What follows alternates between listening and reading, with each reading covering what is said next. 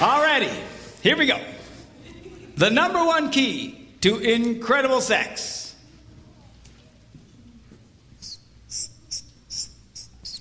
Exclusivity. I can't spell.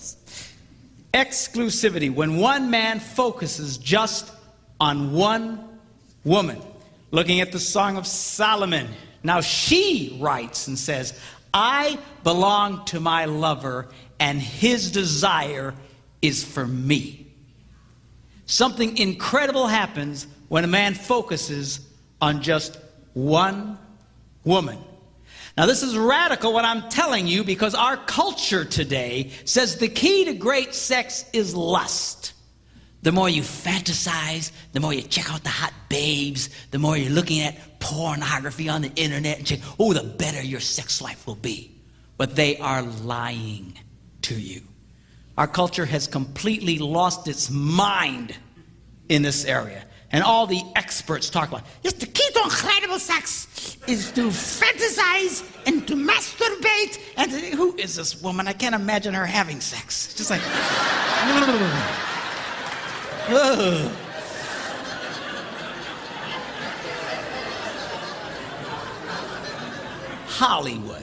Hollywood, the people who can't stay married for more than 3 months at a time, is giving us the perfect scenario for great sex. Lust, fantasy, ooh, ooh, ooh, ooh. But it is a big, fat, stinking, puking lie. It doesn't work. You say, well, you're just against it because you're a preacher. No. I do not oppose lust on moral grounds. I could preach you to hell and back if you wanted. But I don't have to. It doesn't work. At least if it worked, it would make some degree of sense, but it does not, and no one challenges it today. You ever read that story of the emperor's new clothes? How everybody went around and told the emperor how great he looked, and oh, he's just walking around in his underwear, and everybody, oh, you're great. And some little kid finally says, you know, he's naked. I feel like that little kid. All the experts today, they keep repeating the same lie over and over and over and over again. And everyone just, oh yes, the emperor's clothes are magnificent. Oh yes, lust and pornography and masturbation. Oh, this is fantastic sex when you do this. But it doesn't work. And the proof is in the pudding. People say, well, where's your proof? By proof is you guys who do it. Let me ask you guys who sit around in the dark and check out the hot babes on the internet and sit around and yank on your wanger.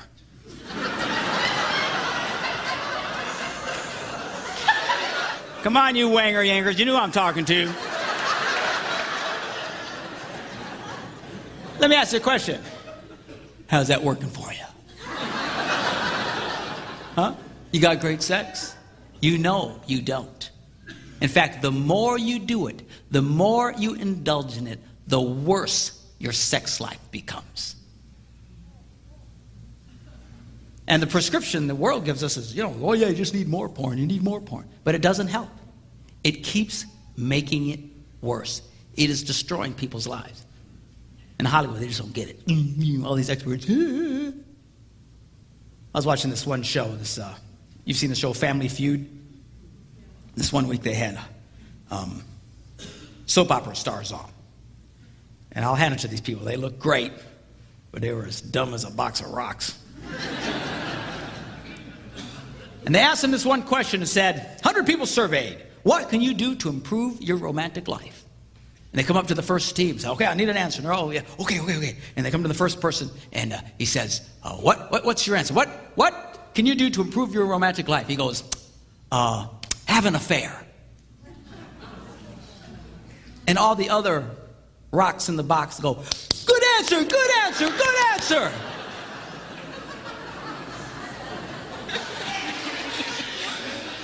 Have an affair. How can you be so stupid and still breathe?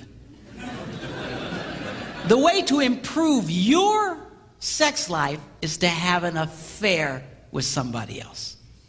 But that's the culture they live in. The more lust, the more naughty, somehow it improves. It does not improve, it destroys. I know psychiatrists and psychologists who have prescribed to couples in an effort to improve their relationship have an affair. So ignorant are they that the emperor is walking around naked. Went over to the next, he said, have an affair. The guy looked at him like he was nuts. Okay, have an affair. Went to the next rock. What can you do to improve your romantic life? View pornography together. Good answer, good answer, good answer. View porno. Every answer they came up with was lust-based. 3 strikes. They couldn't get it. Went over to the other box of rocks. Same thing. I'd never seen it before. Neither side could get one answer. Because when they got done, he said, well, let's take a look. And it was like, spend time with each other, have a romantic dinner, take a long walk, bring her flowers, stuff that any moron knows.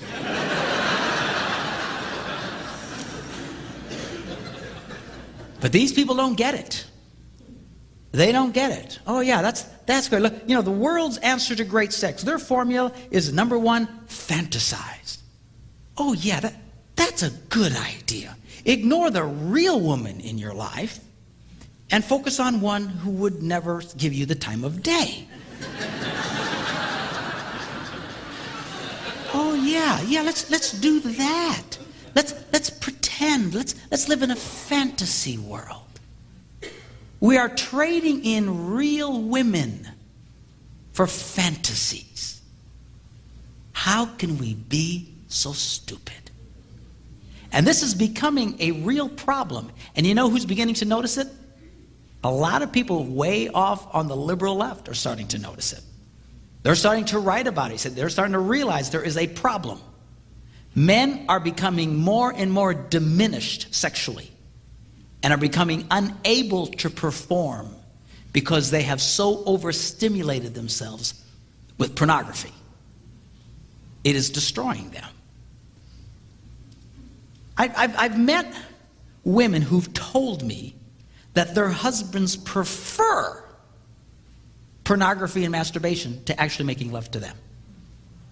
I had a woman in my office, and she's a 20-something-year-old, good-looking woman, like Hoochie Mama, okay? So, I didn't think pastors notice that sort of thing. Hey, I may be sanctified, but I'm not petrified. All right.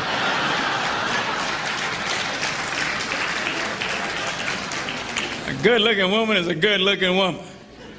And she tells me sitting there, she says, my husband hasn't touched my vagina in over a year.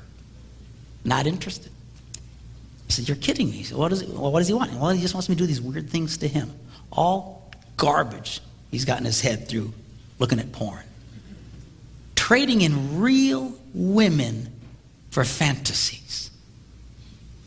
What in the world? So many women I've talked to in the last year who says, my husband admits he would rather masturbate than make love to me.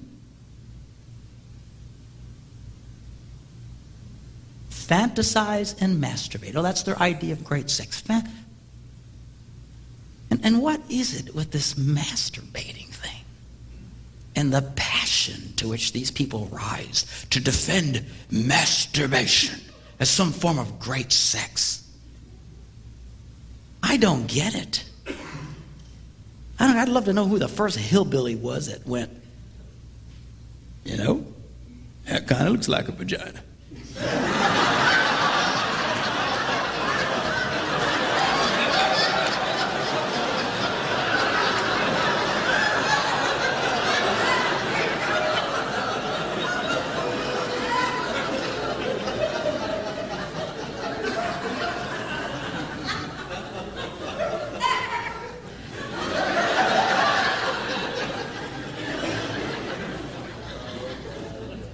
And this is starting to destroy a lot of men's sex lives. Do not fool yourselves. There is no way in the world you can keep doing that over and over and over again and not retrain your body.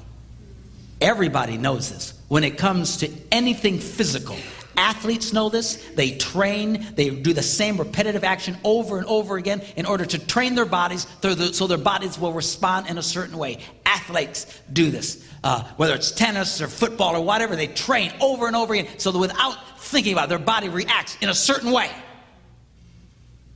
The military knows that you train young men to react in a certain way. They do the same drills over and over and over and over again. Why? Because you train your body so that without thinking, you act in a certain way. How in the name of God, our culture is teaching our young people from the age of 13 to start masturbating 2, 3, 5, some of them 7 times a day, thinking that it will not retrain them. The truth of the matter is there are a lot of men today who are no longer able to function with a woman. And I hear this all the time in these seminars. Guys who come to me, women who come to me, who tell me their husbands cannot perform. There are a lot of men today who cannot perform with a woman. I had a guy call our office. He says, I can have sex with my wife for hours. Nothing ever happens. Incapable of achieving an orgasm. But he can do it by himself. Oh, that's great. Oh, that's wonderful. Yeah, let's get all our kids doing that. Let's get them doing that. He went to the doctor to find out what was wrong with him, and he was diagnosed. This is not a joke, seriously. TMS, the doctor said you have TMS. It's called traumatic masturbatory syndrome. He's actually reconditioned his penis to a certain type of stimulation. It won't respond to a real woman. What are we thinking? And you know what really fries my Puerto Rican pancakes?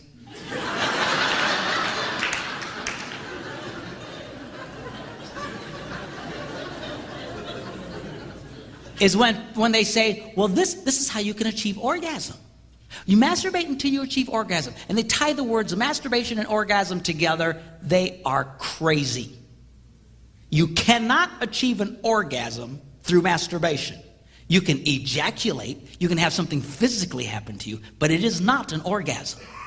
An orgasm is when you're making love to a woman and you reach your peak and endorphins are released into your bloodstream and every cell in your body stands up and grabs the hand of the cell next to it and goes, hallelujah!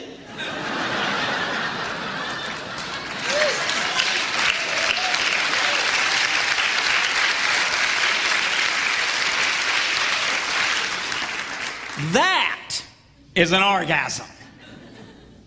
Almost universally, people report that when they masturbate, they immediately feel the opposite. Icky, dirty, or guilty. And psychologists have been telling us for decades now, oh, you don't have to feel guilty about masturbating. It's fine. I know Christian pastors who tell their young people, you don't have to feel guilty about masturbating. It's fine. I know psychologists, you don't have to feel guilty. It's fine. I'll tell you what, you can fool your mind, but you will never, ever, ever fool your body. And there are a lot of men today, I believe, who have never achieved an orgasm. They ejaculate.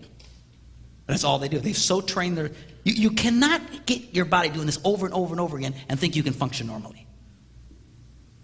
All they've trained their bodies to ejaculate, they never really achieve an orgasm. Oh, that's great. Oh, that's wonderful. Yeah, let's get all our kids doing that.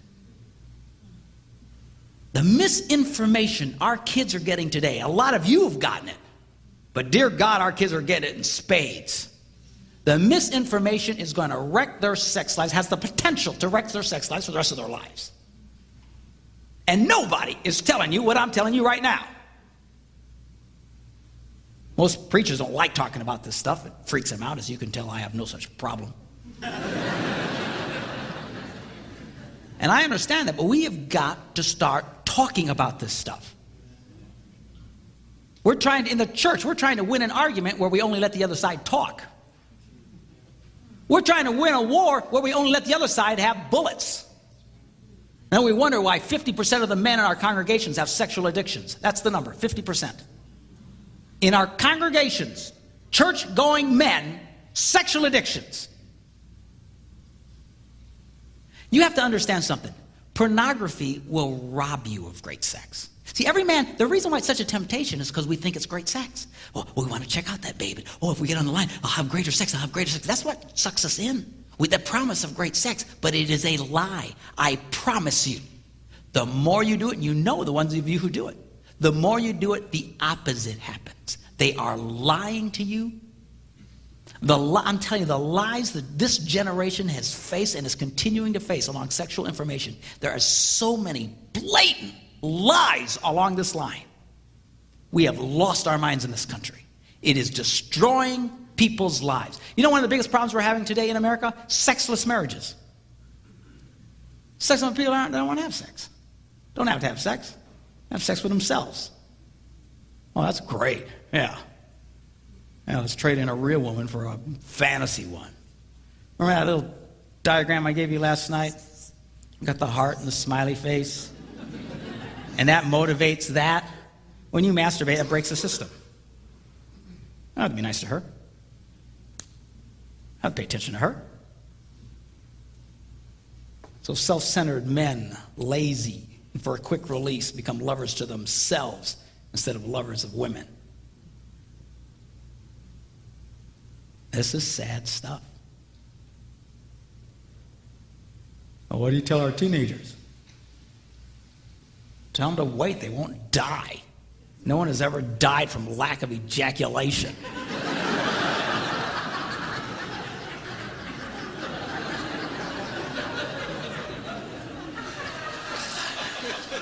And there's a lot of misinformation about that. People talk about this condition called blue ball. And not to try to gross you out, but that's, well, I have women. Well, what about my son? Won't they get blue ball if they don't mess? No, they won't. That's one of the biggest urban myths that there are. It's the most ridiculous bunch of nonsense. There is a condition like that, but it has nothing to do with ejaculation. Nothing. It has to do with being overstimulated for a long period of time. And the answer is just quit being so stimulated and go back to normal. It is not a chronic condition. You're going to walk around tortured for the rest of your life if you don't masturbate. There's never been a morgue anywhere in the world where on the toe said, cause of death, failure to ejaculate.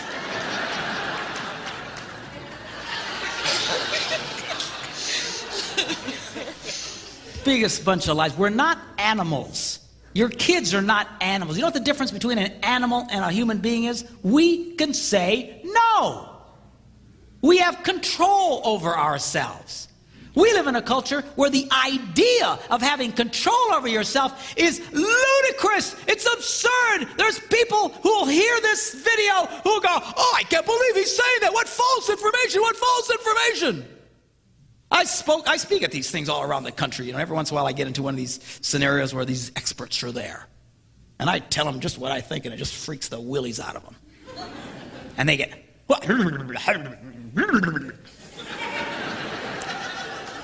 Where's your proof? How many of you gotta have proof? Where's your proof? I'll give you my proof. You know, and it's so ignorant.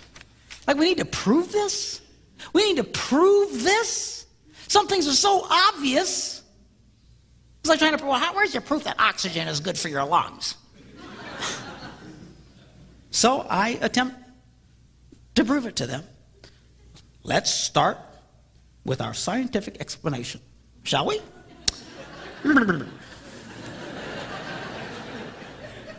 Let's assume that A turned on woman plus B, a turned on man, equals the best possible sex. Okay?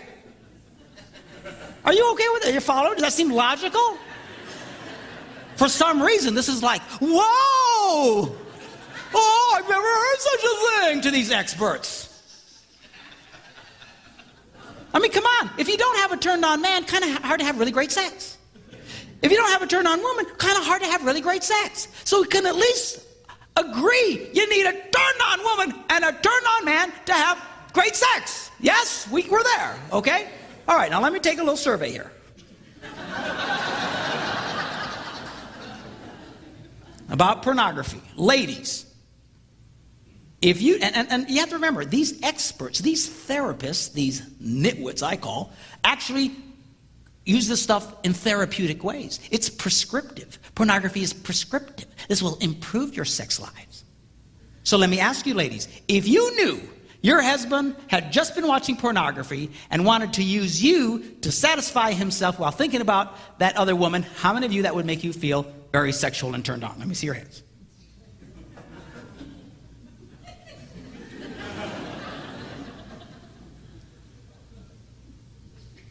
Okay. We'll call that 0.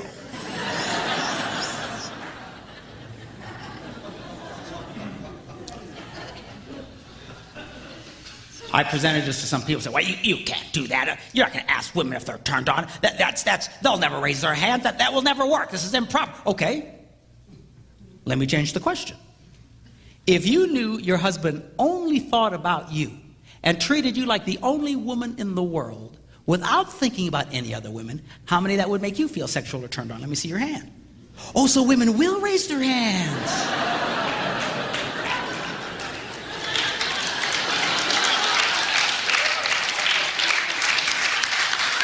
All right, come on.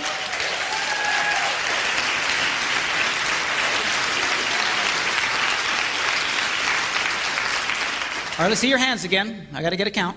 Hands.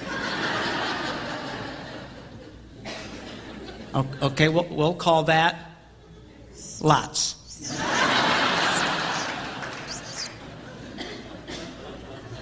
Now, for our formula, for these experts who need... All right, I have checked with some of the greatest mathematical minds in the country, some graduates of MIT, and have determined, after repeated and at length discussions, that lots is greater than 0.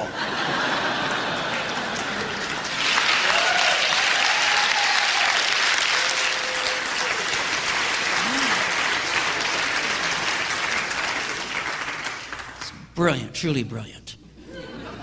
So we know now that porn results in a turned off woman. Well, right there, you got yourself a problem. If women are turned off by this idea of her husband fantasizing, then their prescription for porn to improve their sex lives is pure, unadulterated baloney. Because as soon as you remove, you can't get to the best possible sex. Right?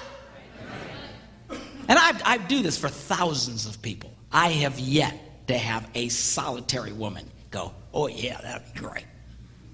And I'm sure there must be one or two out there. But this is so lopsided, it blows one's mind. So blind are these people that the emperor's walking around naked. "Oh, well, yeah, but we've learned that." And all the experts say... Well, we know that repeat porn exposure results in a diminished male. And I'm telling you, these people are starting to notice this. We're getting writings of people in secular magazines, liberal magazines, who are complaining, hey, men are not able to perform. This is impacting men physically. They're not able to perform as a result of this stuff. I know of men, I know of ministers who, while they're making love to their wives, insist on having a dirty magazine open next to them so they can stay stimulated while making love to their wives. You can imagine how wonderful that makes her feel. Why do they have to do that? Because they cannot maintain an erection if they don't see that. That is the addictive power of this thing. And these people think this is good sex? This is great sex? So we know that repeat porn exposure results in a diminished male. Well, what's the scientific sign for a diminished male? If this is a scientific sign for a normal male, this would be the scientific sign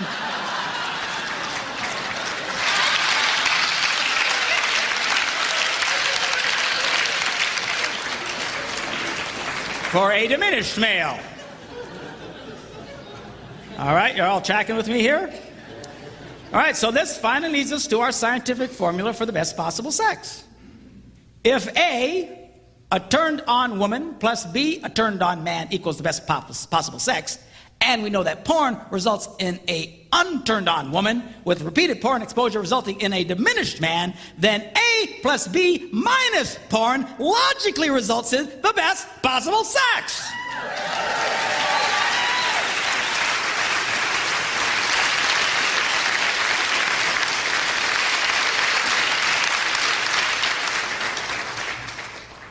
which means that these experts' information has to be based on broken science.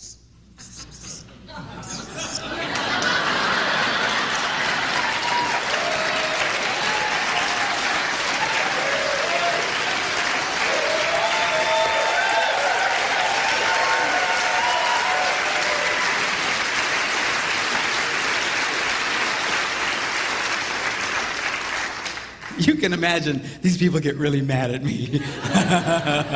And I don't care. I love it. I love it. These people look at me like I just dropped in from Mars. This one lady who writes for, a bunch of major women magazines in the country and Newsweek magazine and stuff like that was interviewing me. And she says, well, I've never heard of such a thing, is it masturbation normal? After all, children masturbate. So what? Children don't masturbate. She says, well, they touch themselves. So, well, I touch myself.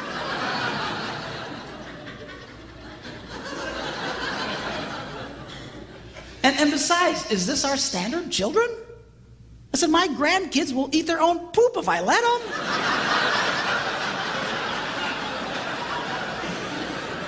Does that mean we should all eat poop? These people do not think, I'm telling you, they're the most intellectually dishonest people in the world when it comes to this issue. You know why? Because they're all addicted to this nonsense. And I need more porn, I need more porn, I need more fantasies. And because of this imprinting that I talked about you at the beginning, these men have so imprinted, they've got to constantly react and relive pornographic or naughty scenarios in their minds so they can enjoy sex. And if you've been there, I'm telling you, you need to break yourself of that. You need to refocus. You need to take out the camera and start taking some new pictures. You make love to that girl, forget about that other stuff. Quit trying to relive garbage in your head. It won't give you great sex. It will rob you. I promise you, the key to great sex is focusing on just one woman. You see, lust is like eating snack food all day long. It'll ruin your appetite for the real thing. Your mama was right.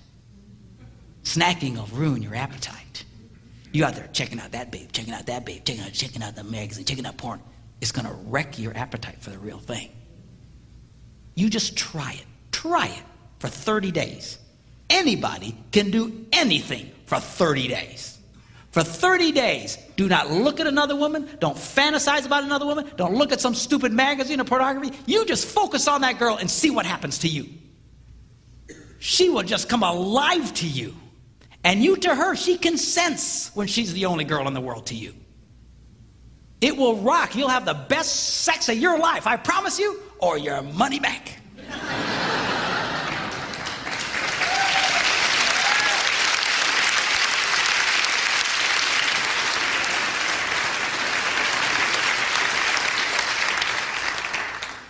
Let's get this right. I'm telling you, this will change your world. It'll change your world. We've got to start giving good information. Your kids need to hear about this. They've been lied. When I do this for teenagers and for like young adults or college kids, they sit there stunned. You know what they say to me afterwards? How come no one ever told us this? Because all they've heard is the other nonsense. You mean I can never touch it? I didn't say you couldn't touch it. I got no problem with couples touching each other. And people say, well, what if we're gone for long periods of time? Okay, fine. That's not what I'm talking about. I'm talking about you living in a house with a real woman and you ignore that woman and make love to yourself. This is insane. It is not great sex. It is terrible sex. These guys out there talking about, they act like they really know great sex. Ha ha ha. Bunch of nitwits. They're number one, fantasize, masturbate, and then the number three, they coup d'etat. Wear a condom. Wear a condom. That's our secular world's idea of great sex. Man, to me, wearing a condom is like trying to eat an ice cream cone with a sock on your tongue.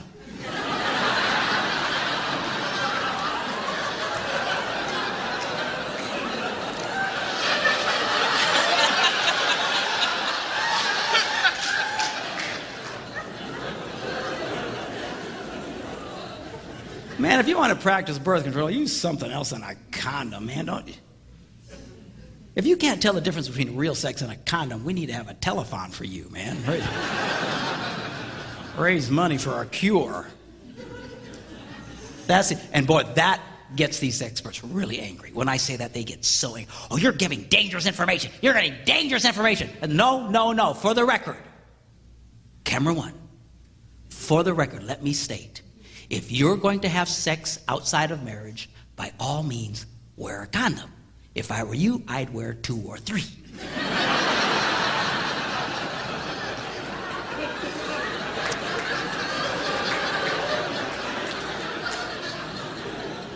Kind of like double bagging at the grocery store.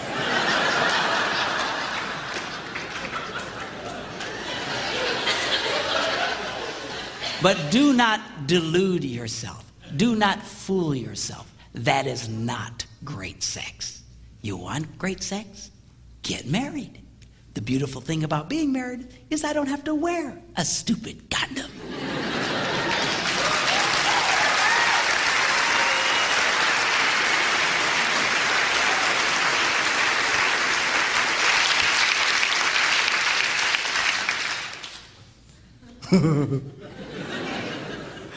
I know I'm freaking some of you out, but I don't care. I'm on a mission, man. Let's get this stuff right. Let's get this stuff right, man. God knew what he was talking about when he talked about one man focusing on just one woman. That is great sex. That is incredible sex. That'll blow your mind, knock your socks off sex. This fantasy nonsense and all this other stuff is destructive. It is poisonous. It is not great sex. It robs these people of great sex, and they're constantly looking for better sex, trying to get satisfied somehow, trying to up the level somehow. It's like a heroin addict. It doesn't work. It just doesn't work. And if there's any group in the world who should have this together, it ought to be Christian people, in my opinion. Christians ought to be known for great sex. We should. People ought to be saying, man, stupid Christians, I hate them. Yeah, a bunch of self-righteous hypocrites, yeah. Here they got great sex lives out.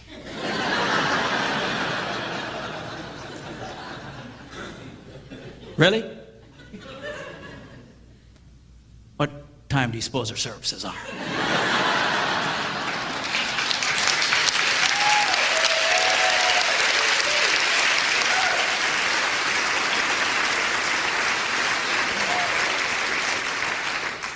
And we need to get this right. I know it's hard. This whole sexual thing can be a real struggle between men and women, that perfect standoff that we talked about. But don't neglect this area. Pay attention to this area.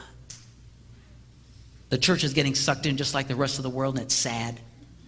Christian Partnership Marriage Magazine, whatever it's called, did a survey a year or two ago. They asked this question: how many times did you make love in the last week? You know what the number one answer was among people of faith?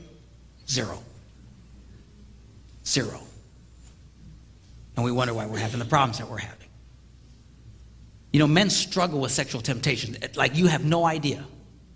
And men cry out, God, what's your answer for my sex drive? What's your answer for... You know what God's answer for your sex drive is? Have sex. I like this answer.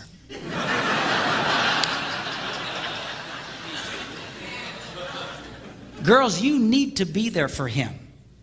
You have no idea how much men struggle with this. You need to be there for him. Do not neglect your husband's sexual needs.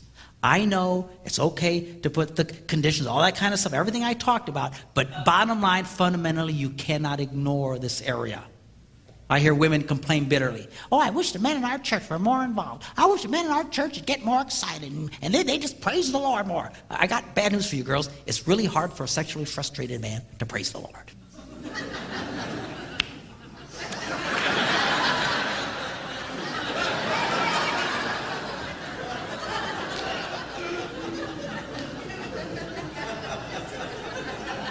You want your husband praising the Lord tomorrow morning?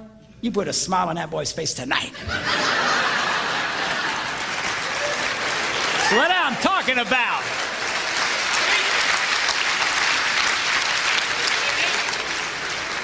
He'll walk into this place going, hallelujah, somebody sing a song, let's get going. Ha ha, bingo! All right, y'all still love me? All right.